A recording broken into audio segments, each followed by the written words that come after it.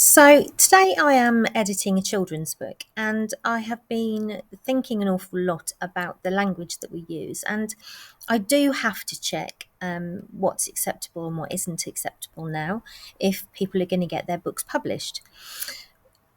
Now, I don't know if you've seen in the news about Roald Dahl's books. Now, we all know Roald Dahl's books, and we love them.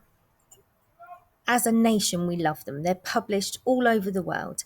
And he died in 1990, aged 74, and his works are an amazing legacy. There's no doubt he was a controversial figure, but whatever you think about him and his views, his books are amazing and continue to be amazing.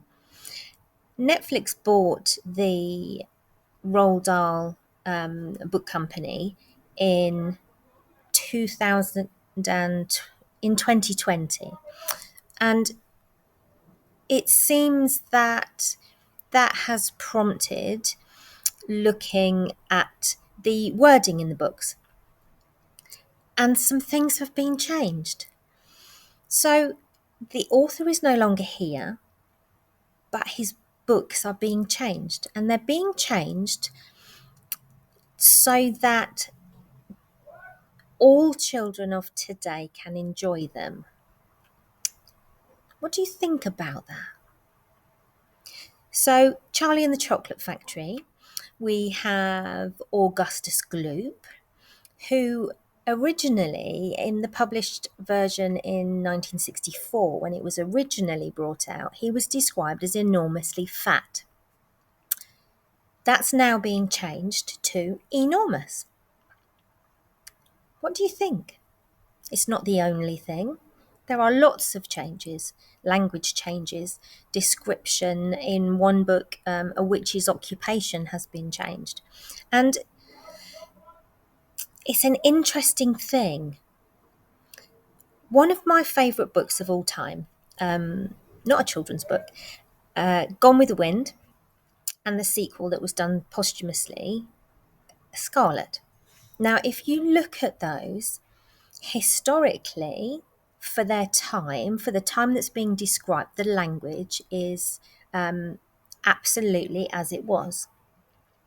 Is the language acceptable to use in everyday life now? Absolutely not. But should we go back and change the book?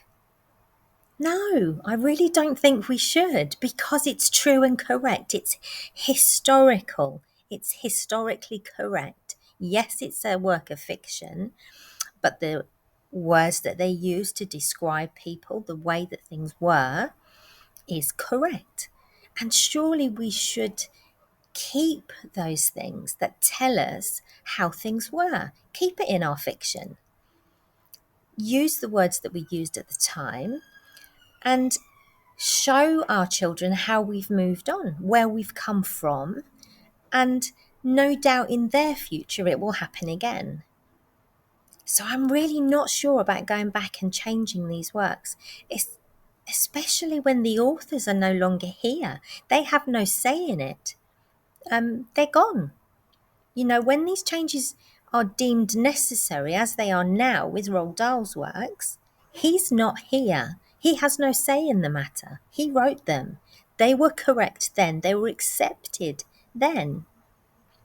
And we're changing them. I'm really not sure that we should. What do you think?